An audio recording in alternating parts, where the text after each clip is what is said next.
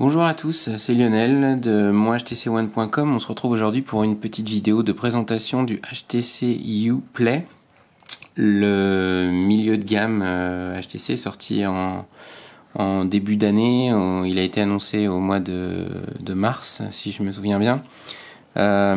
C'est le petit frère, on va dire, du HTC U Ultra qui a été lancé à la même époque, avec un écran un peu plus petit. Celui-ci un écran de 5,2 pouces en Full HD, et c'est également il s'inscrit également dans la ligne du HTC U11 qui a été lancé lui par contre il y a quelques semaines. Donc c'est un milieu de gamme avec les caractéristiques qui s'y rapportent. On jette un petit coup d'œil aux spécifications. On va aller voir dans les paramètres. Donc c'est un smartphone étrangement qui tourne sous Marshmallow, qui sera probablement mis à jour sous Android 7 d'ici peu, mais qui a été lancé sous Android 6 et qui tourne toujours sous Android 6, donc qui n'a pas encore eu la mise à jour. Donc un processeur MediaTek MT6755, un MediaTek Helio P10 avec 8 corps, 4 corps à 2 GHz et 4 corps à 1,1 GHz. Donc c'est un smartphone, on va dire, avec des caractéristiques classiques de milieu de gamme. Au niveau de la mémoire, on a 32 Go de mémoire interne et 3 Go de RAM. Au niveau des appareils photo, on va avoir un capteur primaire, donc un capteur dorsal de 16 mégapixels avec une ouverture de 2.0. Stabilisateur optique, donc ça c'est intéressant au niveau de l'appareil photo. On a un capteur avec d'assez bonne performance, on y reviendra un petit peu plus tard. Et puis au niveau du capteur selfie, on a un capteur cette fois de 16 mégapixels aussi, f2.0, avec un capteur ultra pixel, donc qui est censé avoir des bonnes caractéristiques en basse lumière. C'est un petit peu ce qui a fait la renommée d'HTC sur l'appareil photo. Donc deux appareils photo d'assez bonne résolution, 16 mégapixels des deux côtés, et puis de l'ultra pixel sur l'appareil photo selfie. Au niveau de la surcouche, donc on retrouve HTC Sense, version réduite depuis le HTC 10.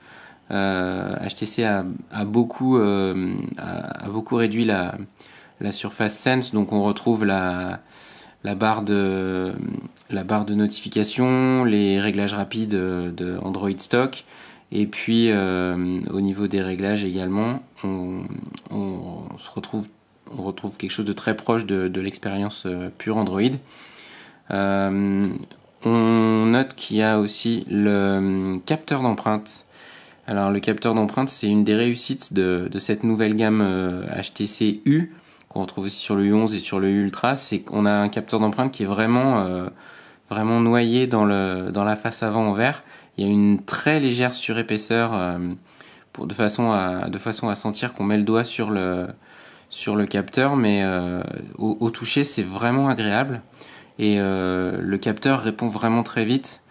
On a un déverrouillage quasi instantané, et c'est super agréable, donc encore plus que sur le HTC 10, et ça se laisse apprécier. Au niveau de la finition, donc on a un châssis métallique, donc qu'on peut voir sur toute la bordure du téléphone. J'essaye de faire la mise au point. Donc le châssis métallique, où on retrouve le port USB-C pour la recharge, le micro ici, et puis le haut-parleur en bas. De ce côté-là, on n'a absolument rien. De l'autre côté, on a le bouton d'alimentation et le bouton de volume, avec une finition une finition parfaite, hein, très, très agréable à cliquer avec un bon ressenti. Sur la face supérieure, on a un micro qui va permettre de filmer, d'enregistrer en stéréo. Et puis on a le slot micro SD et la carte SIM. Voilà. Sur la face arrière, on a donc le capteur photo. Et puis la face arrière en verre, donc qui, comme vous le voyez, qui attire un petit peu les traces de doigts. C'est un petit peu l'inconvénient de cette nouvelle finition. Après, c'est sûr qu'au niveau de l'esthétique, c'est particulier. Ça change radicalement du tout métal auquel HTC nous avait habitués les années précédentes, mais ce nouveau design hybride avec le verre et le métal qui se fondent un petit peu l'un en l'autre. Je ne sais pas si on arrive bien à voir les finitions. C'est quand même assez séduisant. Je dois avouer que voilà, je me laisserais bien séduire par le U11. Au niveau du ressenti, ça a beau être un appareil de milieu de gamme, c'est très rapide, c'est très fluide. On a vraiment une expérience de flagship sur ce téléphone. Franchement, si on connaissait pas le prix, on pourrait se laisser dire que c'est un téléphone haut de gamme. Voilà, il est vraiment agréable au toucher, il est agréable à regarder. L'expérience est vraiment sympa. Au niveau du lancement des applications, c'est très rapide. Voilà, donc là, j'essaye de lancer la musique. J'ai pas encore mis la musique, mais par exemple, on va aller voir sur News Republic. Alors, il y a une nouvelle version de News Republic qui est intégrée à Blinkfeed. Elle est assez sympa, assez rapide, assez jolie. Par contre, l'inconvénient, voilà, c'est que News Republic, c'est café de publicité maintenant. Donc même en prenant un abonnement payant, vous aurez de la publicité intégrée. Il y a moyen de la désactiver dans les réglages, mais il faut aller un petit peu un petit peu farfouiller dans les paramètres. Donc bon, ça c'est assez désagréable. Au niveau des inconvénients de ce téléphone, c'est un reproche que je fais à HTC depuis pas mal de temps, depuis le HTC One M9 notamment. Au niveau de la vidéo, ils ont intégré un mode ralenti qui permet de shooter en 60 images par seconde, mais plutôt que d'avoir un rendu à vitesse réelle avec 60 images par seconde, vous allez pouvoir donner un effet de ralenti à vos vidéos, mais vous ne pouvez pas filmer en vitesse normale à 60 images par seconde.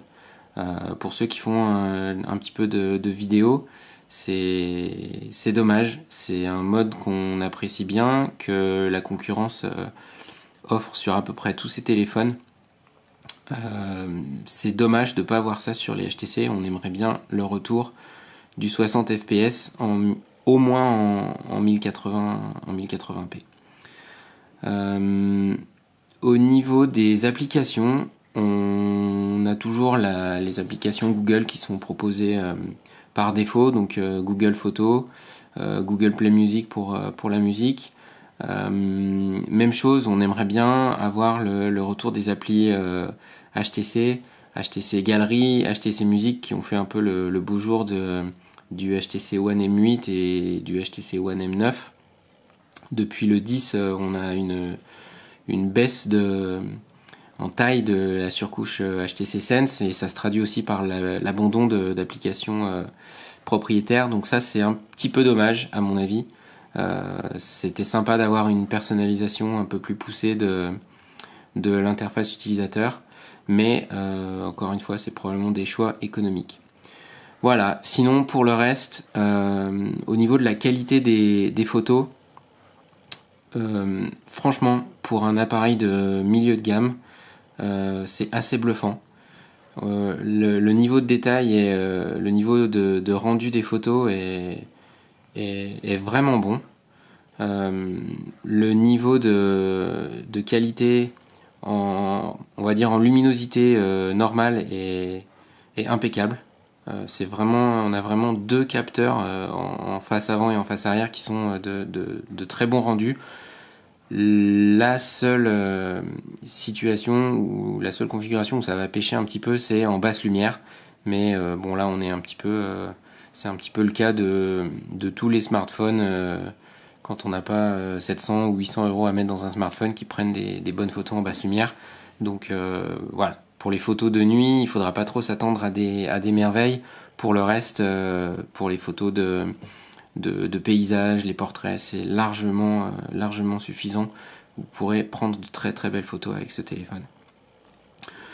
Voilà. Au niveau de la musique, on a donc des écouteurs qui sont livrés avec ce téléphone qui vont se brancher sur le port USB-C, qui vont permettre de régler les paramètres de son et de sonorité et d'égalisation en fonction de votre oreille interne. Donc c'est ce que HTC appelle U-Sonic.